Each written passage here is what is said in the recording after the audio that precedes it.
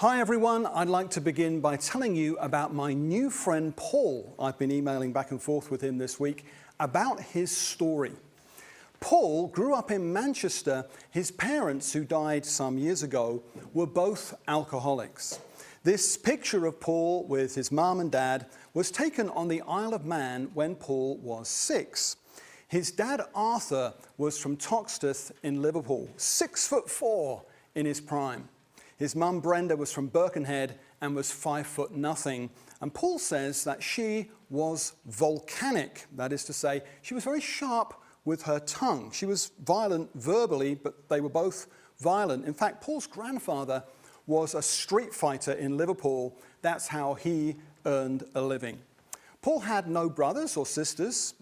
Well, actually, Paul found out later in life he had half siblings. His mum had actually had 2 children and his dad had had 1, but Paul didn't know that.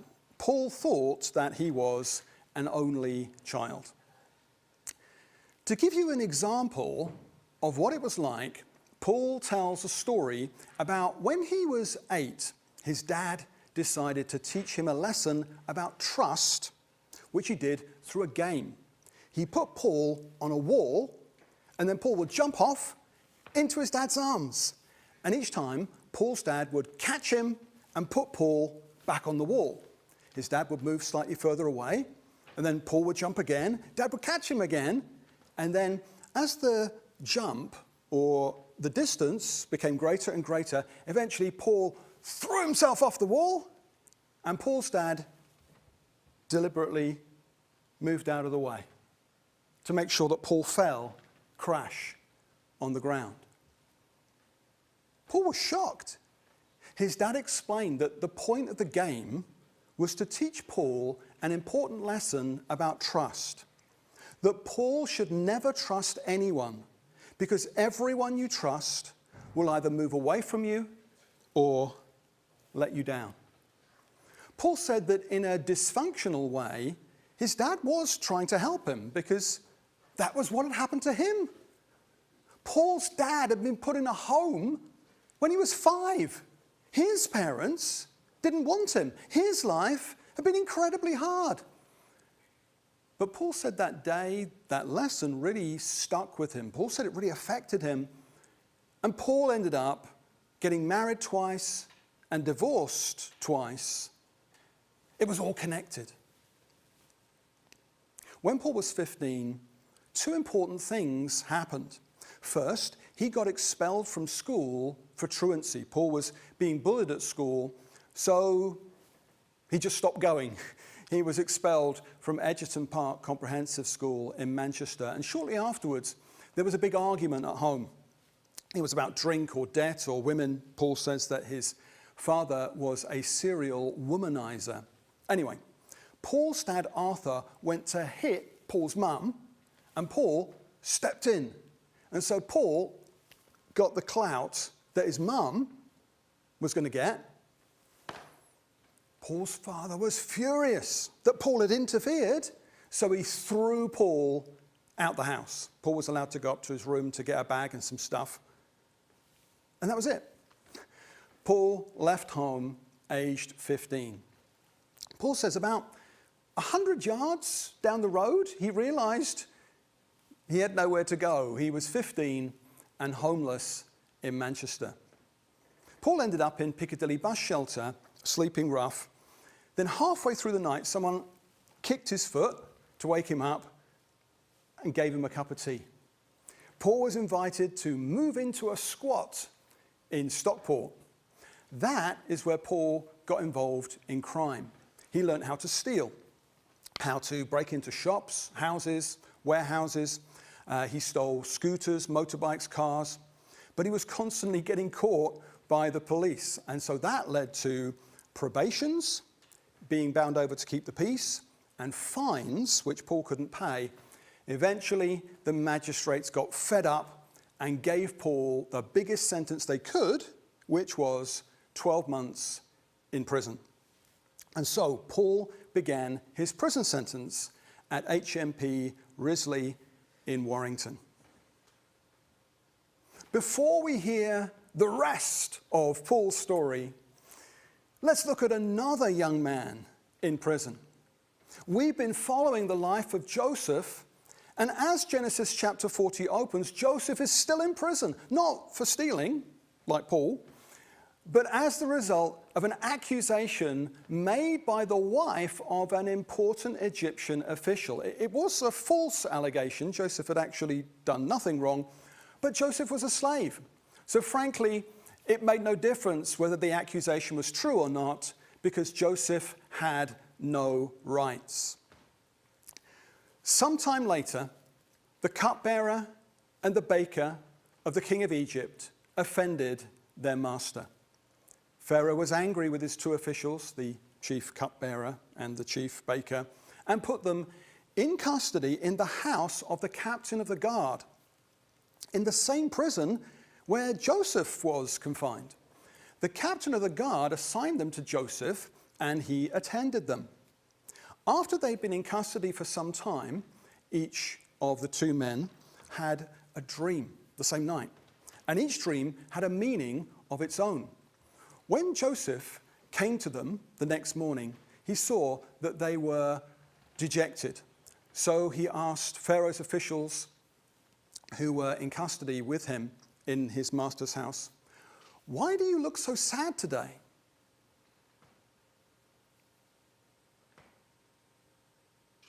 So Joseph takes an interest in the other prisoners. "Oh, you're looking a bit sad. You're looking a bit sad today. What's up?" I think that's really impressive, because if I'd been Joseph, I think I would have been so, "Woe is me, my life's so unfair, everyone's being beastly to me, my life's just one bad break after another," that I wouldn't even have noticed that the butler and baker were looking sad. Or worse, if I had noticed they were looking sad, I wouldn't have said anything to them, because I'd have been so busy feeling sorry for myself. But Joseph was a better man than me, so Joseph asked. Joseph cared, which is important, because God knew there was a famine coming. God was looking for someone to manage a massive upcoming international famine relief operation. God was looking for someone who cares. Joseph is now about 28 years old, and he's clearly become much more considerate. Joseph's thinking about other people. When he was 17, Joseph was me, my dreams, my coat, my destiny. But how many of us know that adversity, God's school of hard knocks, will knock some of that self-centeredness out of you? "We both had dreams," they answered, "but there's no one to interpret them." Then Joseph said to them, "Do not interpretations belong to God? Tell me your dreams." Again, so impressive. Joseph bigs up God. Joseph gives honor and preeminence to God. Joseph's attitude could have been, "I don't believe in God anymore. I used to. I was brought up with all that God stuff, but I haven't seen or heard from God for 11 years. If God was real, he could have stopped me being sold as a slave. If God cared, I wouldn't even be in Egypt, and I certainly wouldn't be in prison," Joseph could have said. "If I'd been Joseph at this point, talking to the butler and the baker, I would have been, dreams? You want to talk about dreams? Find someone else. The last time I talked about dreams, I ended up being thrown in a pit. I talked to you about football. Football, yes. Dreams, no. I'm done with dreams. Find someone else." But again, Joseph's a better, less selfish man than me. "Tell me about your dreams," Joseph says. So the chief cupbearer told Joseph his dream. He said to him, "In my dream, I saw a vine in front of me, and on the vine were 3 branches. As soon as it budded, it blossomed, and its clusters ripened into grapes. Joseph's cup was in my hand, and I took the grapes, squeezed them into Pharaoh's cup, and put the cup in his hand." "This is what it means," Joseph said to him. "The 3 branches are 3 days. Within 3 days, Pharaoh will lift up your head and restore you to your position, and you will put Pharaoh's cup in his hand, just as you used to when you were his cupbearer.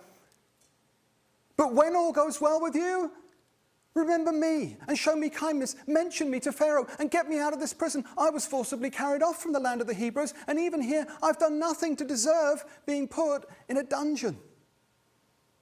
Oh no, Joseph, you were doing so well until you said that last bit, the "get me out of this prison, I don't deserve to be here" bit. What's wrong with that? I mean, Joseph had done nothing wrong. Yes, but there's something far bigger going on here. The reason why the story of Joseph is so magisterial, so sublime, and so gut-wrenching is because it's the greatest story in the entire Bible about person-to-person forgiveness and unforgiveness. Yes, Joseph wants out of prison, but God does not want Joseph out of prison yet because Joseph had not yet totally forgiven his brothers. And if you have enjoyed this talk so far, here's the bit you're not going to like. Question, are you saying that God deliberately kept Joseph in prison until Joseph had totally forgiven his brothers? Answer, yes. But that's not fair. Joseph was the victim. What kind of God keeps victims in prison? I know. It's a real chiller, isn't it? Because what if God did that with me or with you? What if God kept you and me detained in God's school of hard knocks until we had totally forgiven the person who hurt us, who wronged us, who offended us? God wouldn't do that. God's nicer than that. I'm afraid the final verse of this chapter will show that God will do exactly that. How come? What's the purpose? What's the reason? The reason is because Joseph here is doing what his dad Jacob did for the whole of Jacob's life.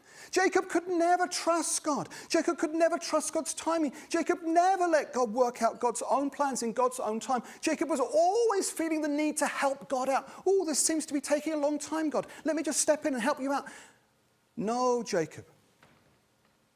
Every single time you do that, it blows up in your face. And here we see there's still some Jacob that's not yet been purged out of Joseph.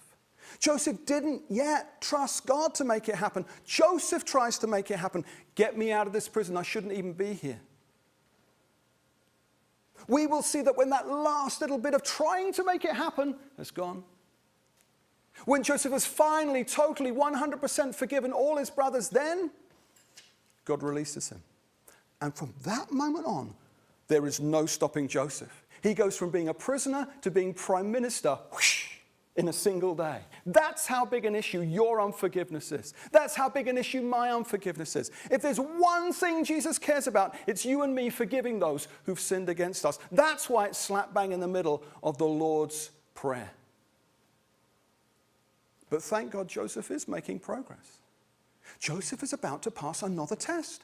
God knows that in future, Joseph is going to have to be big enough to tell Pharaoh some very bad news. Can Joseph be relied upon to tell people what they don't want to hear?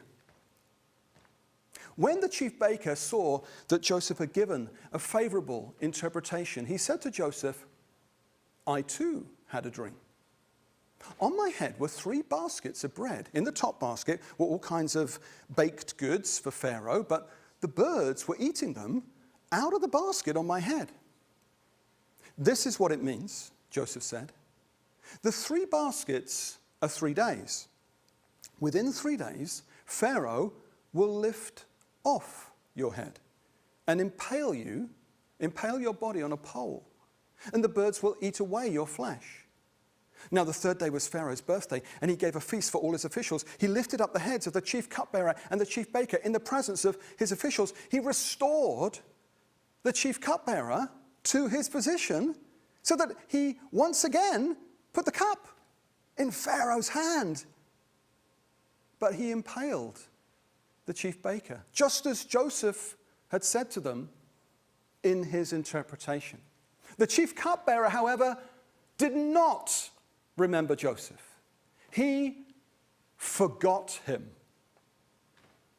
Oh no, you see that last line is so devastating. Even though God can trust Joseph to deliver bad news, Joseph passes that test. Joseph has still not 100% totally forgiven his brothers yet, and so God leaves Joseph in prison for a further 2 years to think about it. Forgive us our sins as we have forgiven those who sinned against us. Will Joseph have you? Have you totally forgiven those who sinned against you? It took a further 2 years until Joseph was released from prison. On the day my friend Paul was released from prison, his dad was there at the prison gates to meet him. Paul says to his dad, I'm not going back in there again. His dad replied, yeah, That's what I said. Paul says, what? You've been in prison? You never told me that. What else haven't you told me? Anyway, Paul became a van driver, and one day he saw a massive advert by the side of the road. It was an amazing photo of young men skiing, and the poster said, "Are you looking for a life of adventure?" Paul thought, yeah. At the bottom it said, "Join the British Army." So he drove to the recruiting office, knocked on the door and said, "I quite like to do the skiing thing, yeah? Where do I sign?" They turned him down because he had a recent criminal conviction. But Paul kept coming back every week for 6 months. Eventually, they said yes, and Paul began what turned out to be 17 years in the British Army, beginning here at Woolwich Arsenal. He eventually served in 5 different regiments, which involved 2 tours of Northern Ireland. This is Paul driving in Belfast on his first tour in 1976, and Paul also fought in the Falklands War in 1982.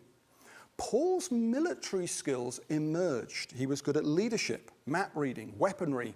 He discovered he was a good marksman. He became a sniper.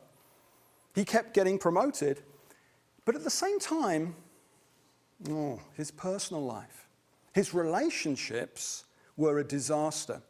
When he was sent to the army base in Germany, he asked the sergeant major, "Can I take my girlfriend to Germany?" "No, son, you can't take your girlfriend. You can take your wife." So Paul goes to his girlfriend and says, "Will you marry me?" She says yes, and off they go to Germany. After a year, it's all going wrong. Paul is a womanizer like his dad. Paul is drinking like his dad. Paul isn't getting bullied anymore like he was at school, because by now, Paul can fight like his dad. Paul's marriage is in trouble, and he overhears a conversation. Some of the lads say, "Yeah, look, if you've got problems, in your marriage, have a child." So Paul and his wife have a son called Clinton. But 3 years later, Paul gets divorced, moves away, new regiment, feels lonely. Meets a woman, gets married to her, 18 months later, divorced again. But all this time, Paul's military career is soaring. He goes on a 1-year course to become an elite physical training instructor. There's 118 people who start the course, only 18 finish it. 18 survive, everybody else drops out. 2 ended up in wheelchairs, 1 person died. Paul qualifies, and he even goes for SAS selection. Anyway, by this stage, he's got a new girlfriend, who's actually now his wife, Amanda, and Paul is away skiing with the army. And he gets a message when he's in Austria, "Paul, your mum wants to see you." Now, Paul has not seen or heard from either of his parents for years. Paul says, "No thanks, I'm all right skiing." Message comes back, "She's dying. Compassionate leave, you're going home." Paul flies back. His mum's got cancer. Chain smoker, all her life. She dies 3 days after Paul gets home. They only have 3 days together, then she's dead. So Paul's going through her stuff, finds a Bible. Paul thinks, why on earth has my mum got a Bible? Paul's been brought up with no faith, no God, no Bible, no church, nothing. In the back of this Bible, there's a phone number which begins 061. That's the code for Manchester. So Paul rings the number in the back of this Bible. Woman answers. Paul says, "Who are you? Why's my mum got a Bible?" Answer, "Oh, well, because your mum became a Christian 2 years ago. Yeah, so we gave her that Bible. It was like a gift from us, her small group." Paul said, "I don't believe you. I don't believe you. My mum wouldn't be into all that God stuff. Anyway, she's dead now." Paul hangs up. He hangs up the phone. After 17 years and 5 regiments, Paul is a staff sergeant. Here he is in Gibraltar, top PT instructor. He leaves the army and becomes a private fitness instructor. He's running a top London health club, good money, good job, still with his girlfriend Amanda, and one day he gets a postcard. This is 1993.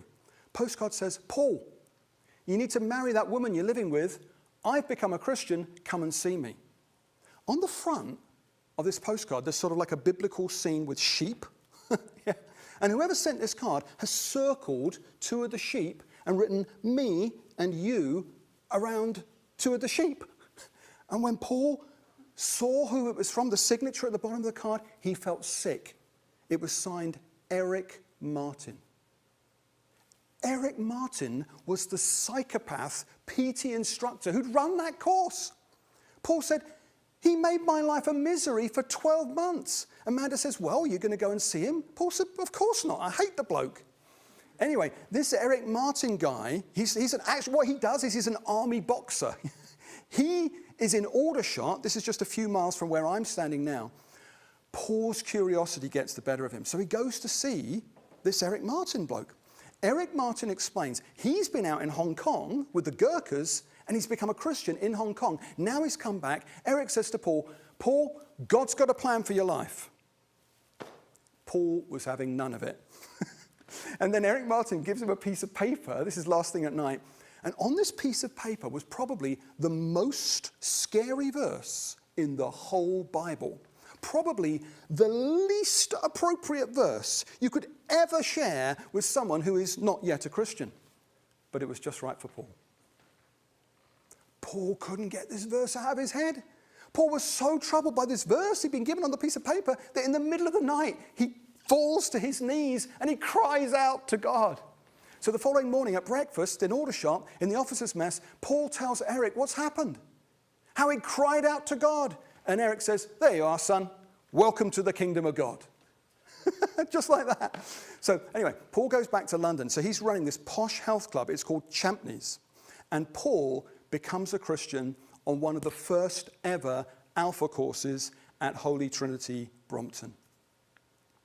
Then Paul gets asked, you've been in prison, yeah? What about you, Paul, running Alpha in prisons? In fact, Paul, how about you get Alpha running in every prison in the UK? Folks, over the past 18 years, the Reverend Paul Cowley from Holy Trinity Brompton has seen thousands and thousands of prisoners in the UK, in UK prisons, meet Jesus through Alpha in prisons. Alpha in prisons is massive. Then Alpha HQ say, that's great, Paul. Hey, Paul, you've been in the armed forces. How about running Alpha in the armed forces? Same thing happens. Hundreds and thousands of British soldiers hearing about Jesus through Paul on Alpha in the armed forces. Folks, we're drawing to a close here, but today, Paul Cowley is a bit like Joseph. Here's the former prisoner at Buckingham Palace getting his MBE, and that's his son, Clinton, with him. Paul's been reunited with Clinton. Clinton's a Christian now, by the way. And before he died, Paul's dad, Arthur, became a Christian too. In fact, Arthur Cowley came to Paul's ordination just before Arthur died. Adrian, are you saying that Paul Cowley had to go through prison and go through 17 years in the army in order to reap that massive harvest? Alpha in prisons, Alpha in armed forces, hundreds of thousands of people? Yes, because there are no shortcuts. You've got to have been through it. So if you're in God's school of hard knocks right now, the message is loud and clear. This week and every week, God says, there is a reason why you're going through this. There is a reason why all this is happening. And here's the good news. This won't last forever. God says, you'll get through this. I'm going to invite Rebecca to come up in a moment. She's going to pray for us and draw some of these threads together. But right now, I'm going to hand back to Jules. Let's sing, let's celebrate, and let's worship God together. Jules.